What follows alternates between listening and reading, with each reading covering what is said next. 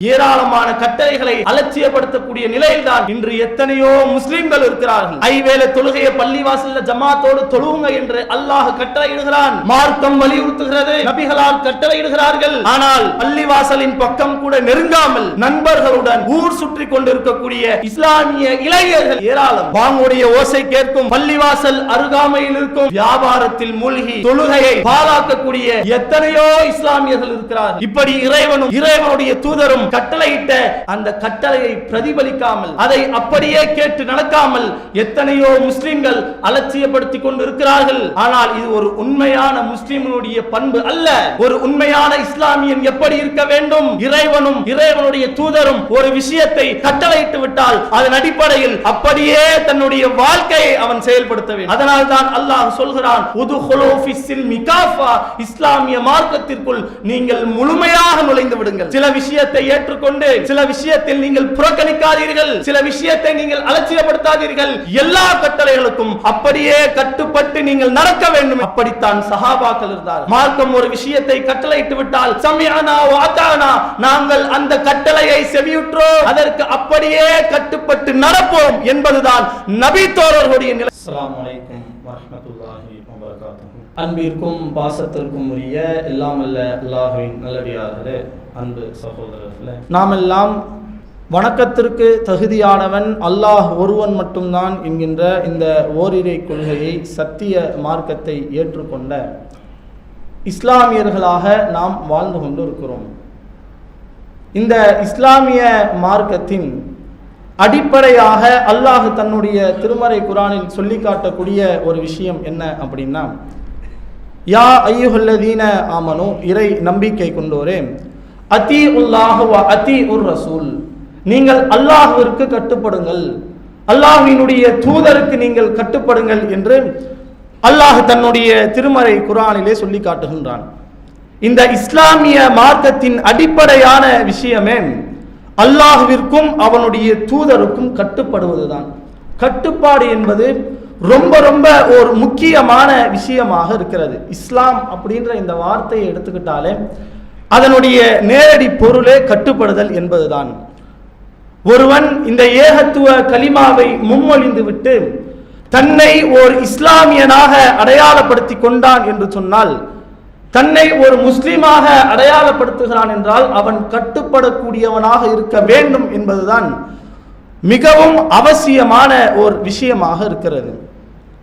அல்லாஹ் இன்னொரு இடத்திலே சொல்லி காட்டும் பொழுது, யா அய்யுஹல்லதீன ஆமனு, இறை நம்பிக்கை கொண்டோரே, உதுஹுலு ஃபிஸ்ஸில்மி காஃபா, நீங்கள் இந்த இஸ்லாமிய மார்க்கத்திற்குள் முழுமையாக நுழைந்து விடுங்கள் அப்படின்னு அல்லாஹ் பேசுறான்.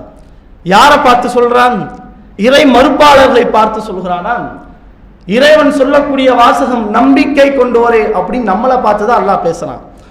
ஆல்ரெடி நம்பிக்கை கொண்டுதான் இருக்கிறோம், சத்தியத்தை ஏற்றுதான் இருக்கிறோம், முஃமின்களாகத்தான் இருக்கிறோம், ஏகத்துவ மார்க்கத்தில் தான் இருக்கிறோம். இருந்தாலும் எதற்காக நீங்கள் இஸ்லாத்தில் முழுமையாக நுழைந்து விடுங்கள் அப்படின்னு அல்லாஹ் சொல்லணும்?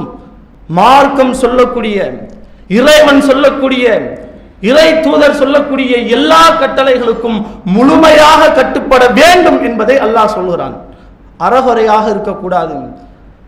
சிலதை நான் ஏற்றுக்கொள்வேன், சிலதற்கு நான் கட்டுப்படுவேன், சிலதை நான் அலட்சியப்படுத்தி விடுவேன் என்று நீங்கள் இல்லாமல் முழுமையாக எல்லா கட்டளைகளுக்கும் நீங்கள் கட்டுப்பட வேண்டும் என்று இறைவன் தன்னுடைய திருமறை குர்ஆனிலே நமக்கு ஒரு போதனை செய்கிறான். ஆனால் இன்று இஸ்லாமியர்களுடைய நிலை அப்படித்தான் இருக்கிறதா? எல்லா கட்டளைகளுக்கும் கட்டுப்பட்டவர்களாகத்தான் நாம் வாழ்ந்து கொண்டிருக்கிறோமா? கொஞ்சம் சிந்தித்து பாருங்கள். சில விஷயங்களை எந்த ஒரு தயவுதாட்சணியும் இல்லாமல் ஏற்றுக்கொள்கிறோம், அப்படியே கட்டுப்பட்டு நம்முடைய வாழ்க்கையில் நாம் நடக்கிறோம். ஆனால் சில விஷயங்களில் கட்டுப்பாடு நம்மிடத்தில் இருக்கவில்லை.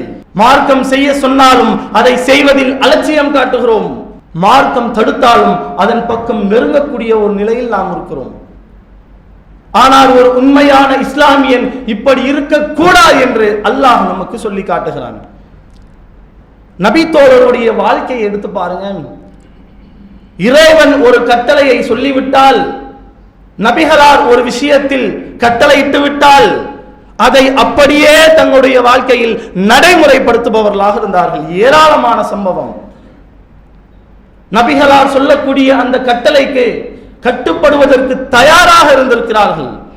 உதாரணத்திற்கு பத்ர் போர்க்களத்தில் நடந்த ஒரு சம்பவம்.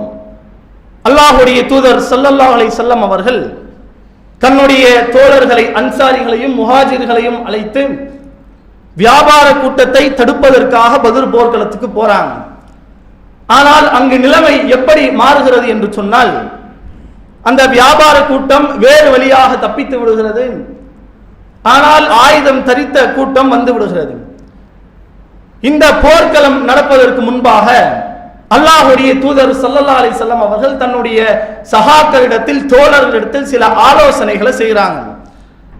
அதில் அபூபக்கர் ரலியல்லாஹு அன்ஹு அவர்கள் சில ஆலோசனைகளை நபிகளாரிடத்தில் சொல்கிறார்கள். ஃபஅரத அன்ஹு, ஆனால் நபிகளார் அதை அப்படியே புறக்கணித்து விடுகிறார்கள், அலட்சியப்படுத்துறாங்க. சும்மா உமர், பிறகு உமர் இப்னுல் ஹத்தாப் ரலியல்லாஹு அன்ஹு அவங்க சில ஆலோசனைகளை சொல்றாங்க.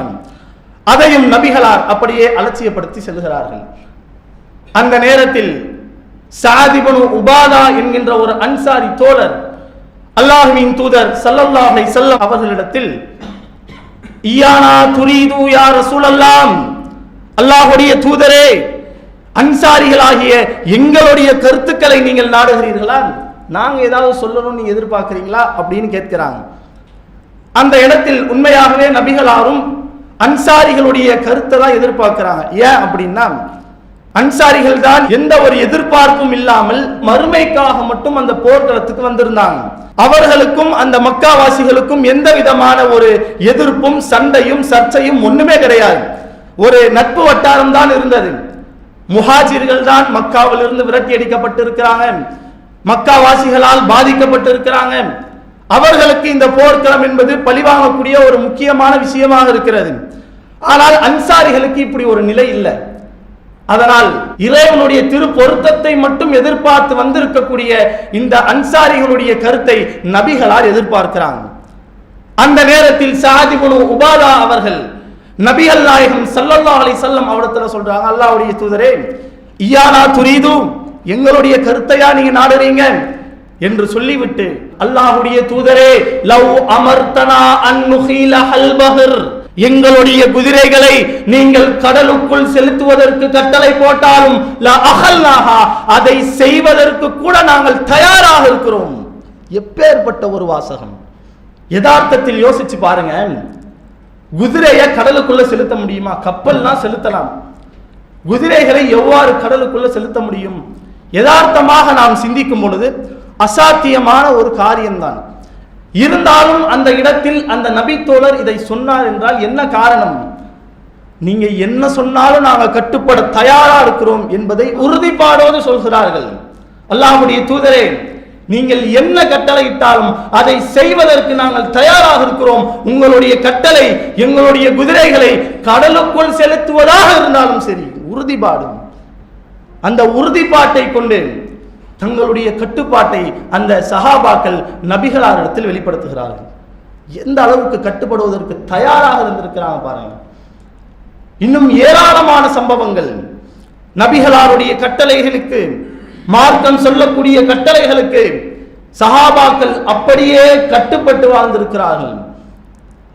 ஒரு நாள் அல்லாஹ்வுடைய தூதர் ஸல்லல்லாஹு அலைஹி வஸல்லம் அவர்கள் தன்னுடைய தோழர்களுக்கு, நபி தோழர்களுக்கு அல்லாஹ்வுடைய பாதையில் செலவழியுங்கள் அப்படின்னு கட்டளை போடுறாங்க. உக்பா இப்னு ஆமீர் அவர்கள் வழியாக அறிவிக்கப்படக்கூடிய ஒரு செய்தி சஹீஹுல் புகாரியிலே இருக்கிறது. கான ரசூலுல்லாஹி ஸல்லல்லாஹு அலைஹி வஸல்லம் இதா அமரனா பிஸ்ஸதகா, அல்லாஹ்வுடைய தூதர் அல்லாஹ்வினுடைய பாதையில் செலவழியுங்கள் என்று எங்களுக்கு கட்டளையிட்டால், இன்தலகா ஹதுனா இலஸ் சூக், எங்களில் ஒருவர் கடை வீதியை நோக்கி விரைந்து செல்வார், ஃபயுஹாமில், மூட்டை சுமந்தாவது அதனால் கிடைக்கக்கூடிய பொருளாதாரத்தை அல்லாஹ்வுடைய பாதையில் செலவழிப்பார் என்ற நபிமொழியை நம்மால் பார்க்க முடிகிறது. ரொம்ப சிரமமான ஒரு சூழல். சாப்பிடுறதுக்கு கூட வழி இருக்காது, பாக்கெட்ல ஒரு ரூபா காசு இருக்காது. அந்த நேரத்தில் அல்லாஹ்வுடைய பாதையில செலவழிங்க என்ற சொல்லா கட்டளை போடுவாங்க. என்ன பண்றது? நபிகளார் கட்டளையிட்டு விட்டார்கள். அல்லாஹ்வின் தூதருடைய கட்டளையை எப்படியாவது நிறைவேற்ற வேண்டும் என்கின்ற ஒரே எண்ணம். என்ன பண்ணலாம்? என்ன செய்யலாம்? கடை வீதியை நோக்கி போகலாம், மூட்டை சுமக்கலாம், அதனால் கிடைக்கக்கூடிய பொருளாதாரத்தை அல்லாஹ்வுடைய பாதையில செலவழிக்கலாம். தனக்காக போகல, தன்னுடைய குடும்பத்திற்காக செல்லவில்லை, தன்னுடைய பிள்ளைகளுக்காக போகவில்லை. அல்லாஹ்வுடைய தூதர் கட்டளையிட்டு விட்டார்கள், அவருடைய கட்டளையை எப்படியாவது நான் நிறைவேற்றுவேன் என்று நபிகளாருக்கு கட்டுப்பட்டு சென்றார்கள், நபிகளாருடைய பேச்சை கேட்டு சென்றார்கள். இப்படித்தான் நாமும் இருக்க வேண்டும். ஏராளமான கட்டளைகளை நம்முடைய மார்க்கம் நமக்கு சொல்லுகிறது. அந்த கட்டளைகளுக்கெல்லாம் நாம் கட்டுப்பட்டு நடக்கிறோமா? அதை அப்படியே நாம் பிரதிபலிக்கிறோமா? கொஞ்சம் சிந்தித்து பாருங்கள். ஹைபர் போர்க்களத்தின் போது, அந்த போர்க்களம் நடப்பதற்கு முன்பாக அல்லாஹ்வுடைய தூதர் ஸல்லல்லாஹு அலைஹி வஸல்லம் அவர்கள் தன்னுடைய கையிலே ஒரு கொடியை ஏந்தியவர்களாக நபித்தோழர்களுக்கு மக்களுக்கு முன்னால் வராங்க. வந்துவிட்டு, நாளைய தினம் இந்த போர் கொடியை ஒரு இடத்தில் நான் கொடுக்க போறேன், அவரை அல்லாஹ் நேசிக்கிறான், அல்லாஹ்வுடைய தூதரும் அவரை நேசிக்கிறார், அவரும் அல்லாஹ்வையும் அவருடைய தூதரையும் நேசிப்பார், இது எல்லாவற்றையும் விட அவர் மூலமாகத்தான் நாளை போர்க்களத்தில் இஸ்லாமியர்களுக்கு இறைவன் வெற்றியை தருவான் அப்படின்ற ஒரு சில வார்த்தைகளை நபிகளார் அந்த மக்களுக்கு முன்பாக சொல்கிறார்கள். அன்று இரவு நபித்தோழர்களுக்கு மத்தியில ரொம்ப ஆரவாரமா இருக்கு. ரசூல்லா யாரு கையில கொடுக்க போறாங்க, என்னுடைய கையில அந்த போர்க்கொடிய ரசூல்லா தருவாங்களாம் என்று எல்லா நபித்தோழர்களும் ஏங்கக்கூடிய ஒரு நிலை. இப்படி இருக்கக்கூடிய அந்த நேரத்தில் அல்லாஹ்வுடைய தூதர் ஸல்லல்லாஹு அலைஹி வஸல்லம் அவர்கள் தன்னுடைய கையிலே அந்த கொடியை ஏந்தியவர்களாக மக்களுக்கு முன்னால் வராங்க. மக்கள் எல்லாம் ஒரே ஆரவாரத்தோடு யார் கையில ரசூல்லா கொடுக்க போறாங்க அப்படின்னு வெயிட் பண்ணக்கூடிய நேரத்தில் அல்லாஹ்வுடைய தூதர் ஸல்லல்லாஹு அலைஹி வஸல்லம் அவர்கள் ஐன அலி இப்னு அபி தாலிப், அலி அவர்கள் எங்கே என்று மக்களிடத்தில் கேட்கிறாங்க. அல்லாஹ்வுடைய தூதரே, அவருக்கு கண்ணு வலி, கண்ணில் ஏதோ பிரச்சனை, அதனால் அவர் வரல என்று நபிகளாரிடத்தில் சொல்லப்படுகிறது. அல்லாஹ்வுடைய தூதர் அவரை அழைத்து வருவதற்கு கட்டளையிடுகிறார்கள். அவர் வந்த பிறகு வஸகன் நபியு ஸல்லல்லாஹு அலைஹி வஸல்லம், அல்லாஹ்வுடைய தூதர் அவருடைய கண்களிலே உமிழ்கிறார்கள். இறைவன் நபிகளாருடைய உமிழ்நீருக்கு சில அற்புதத்தை, சிறப்பை தந்திருக்கிறான். இதற்கு முன்பு கண்வலி இல்லாததை போன்று அலி அவர்களுடைய கண்கள் மாறிவிடுகிறது. இதெல்லாம் முடிந்த பிறகு அல்லாஹ்வுடைய தூதர் அந்த போர் கொடியை அலி அவர்களுடைய கையிலே ஒப்படைக்கிறார்கள். ஒப்படைத்து விட்டு, அம்ஷி, இந்த போர்க்களத்தின் பக்கம் நீங்கள் செல்லுங்கள், வலா தல்தஃபித் ஹத்தா யஃப்தஹல்லாஹு அலைக். இந்த வாசகத்தை நல்லா கவனிங்க. அலி அவருடைய கையில போர்க்கொடியை கொடுக்கிறாங்க. கொடுத்து விட்டு, அம்சி, எதிரிகளை நோக்கி நீங்கள் புறப்படுங்கள், வலா தல்தஃபித் ஹத்தா யஃப்தஹல்லாஹு அலைக், அல்லாஹ் உங்களுக்கு வெற்றியை தரும் வரை நீங்கள் திரும்பி விடாதீர்கள் என்று ஒரு கட்டளையோடு அலி அவர்களை அனுப்பி வைக்கிறார்கள். அலி அவர்களும் அந்த கட்டளையை தன்னுடைய மனதிற்குள்ளே ஆழமாக பதிய வைத்து விட்டார்கள். அல்லாஹ் வெற்றியை தருகின்ற வரை திரும்பக்கூடாது. திரும்பி போர்க்களத்தில் எதிரியை நோக்கி செல்கிறார்கள். ஃபசார ஷைஆன், கொஞ்ச தூரம் அப்படியே நடந்து போறாங்க. வக்கஃப், திடீர்னு ஒரு சந்தேகம் வருது, அதனால் அப்படியே நின்று விடுகிறார்கள். அப்படியே நின்று விட்டு வலம் யல்தஃபித், அவர்கள் திரும்பாத நிலையில் அல்லாஹ்வுடைய தூதர் ஸல்லல்லாஹு அலைஹி வஸல்லம் அவர்களிடத்தில், யா ரசூலல்லாஹ், அல்லாஹ்வுடைய தூதரே, அலா மாதா உகாத்திலுன் நாஸ், நான் மக்களிடத்திலே எதற்காக வேண்டி போர் செய்ய வேண்டும் என்று அலி அவர்கள் நபிகளாரிடத்தில் கேட்கிறாங்க. கொடிய வாங்கிட்டு வந்துட்டாங்க. நபிகளார் சில கட்டளைகளோடு அலி அவர்களை அனுப்பி வைக்கிறார்கள். அலி அவர்களும் எதிரிகளை நோக்கி புறப்பட்டு விட்டார்கள். ஒரு சந்தேகம் வருது. ரொம்ப தூரம் கூட போகல, கொஞ்சம் தூரம் நடந்து போயிருப்பாங்க, அவ்வளவுதான். ஒரு சந்தேகம் ஏற்படுகிறது. அந்த சந்தேகத்தை தீர்த்து கொள்ள வேண்டும் என்பதற்காக அப்படியே நிற்கிறாங்க, திரும்பாம நிற்கிறாங்க. ஏன் திரும்பவில்லை தெரியுமா? நபிகளார் சொன்ன வாசகம், அல்லாஹ் உங்களுக்கு வெற்றியை தருகின்ற வரை நீங்கள் திரும்பி விடாதீர்கள் என்று நபிகளார் கட்டளையிட்ட ஒரே காரணமாக சந்தேகம் ஏற்படும் போதும் கூட திரும்பாமல் அதே திசையை முன்னோக்கி, யா ரசூலல்லாஹ், அல்லாஹ்வுடைய தூதரே, அலா மாதா உகாத்திலுன் நாஸ், நான் மக்களிடத்தில் எதற்காக போர் செய்ய வேண்டும் என்று தனக்கு ஏற்பட்ட அந்த சந்தேகத்தை அலி அவர்கள் நபிகளாரிடத்தில் கேட்கிறாங்க. உடனே அல்லாஹ்வுடைய தூதர் அவர்கள் பதிலளிக்கிறார்கள், ஹத்தா யஷ்ஹது அல்லா இலாஹா இல்லல்லாஹ், வணக்கத்திற்கு தகுதியானவன் அல்லாஹ் ஒருவன் மட்டும்தான், வ அன்ன முஹம்மதர் ரசூலுல்லாஹ், முஹம்மது என்பவர்தான் அல்லாஹ்வினுடைய தூதர் என்பதை அவர்கள் சாட்சி சொல்லும் வரை, நம்பிக்கை கொள்ளும் வரை நீங்கள் அவர்களுடன் போர் செய்ய வேண்டும் என்று நபிகளார் சொல்லி அனுப்பி வைக்கிறார்கள். திரும்பி வந்து கேட்டிருந்தார், ரசூலுல்லாஹ் ஏதாவது சொல்லியிருப்பாங்களாம். நபிகளார் திரும்பாதீர்கள் என்று சொன்ன காரணம் என்ன? போர்க்களத்தில் எதிரியோட சண்டை போடுவீங்க, பயங்கரமான தாக்குதல்கள் எல்லாம் ஏற்படும், பல சேதங்கள் ஏற்படும். இதை அஞ்சி இதன் காரணமாக போர்க்களத்தில் புறமுதுகிட்டு நீங்க திரும்பி வந்துடாதீங்க என்கின்ற கருத்தில் நபிகளார் சொல்லி இருக்கிறார்கள். இருந்தாலும் அலி அவருடைய கட்டுப்பாடு எப்படி இருந்தது? எந்த அளவிற்கு நபிகளாருடைய கட்டளைக்கு அவர்கள் கட்டுப்பட்டார்கள்? ரசூலுல்லாஹ் திரும்ப கூடாதுன்னு சொல்லிட்டாங்க. போர்க்களத்தில் என்ன சந்தேகம் ஏற்பட்டாலும் அதை கூட திரும்பாமல் என்று கேட்டார்கள். இப்படித்தான் நபி தோழர்கள் கட்டுப்பட்டார்கள். இறைவனும் இறைவனுடைய தூதரும் ஒரு கட்டளையை இட்டுவிட்டால் அதை அப்படியே பிரதிபலித்தார்கள். ஆனால் இன்று இஸ்லாமிய சமூகத்துடைய நிலை எப்படி இருக்கு?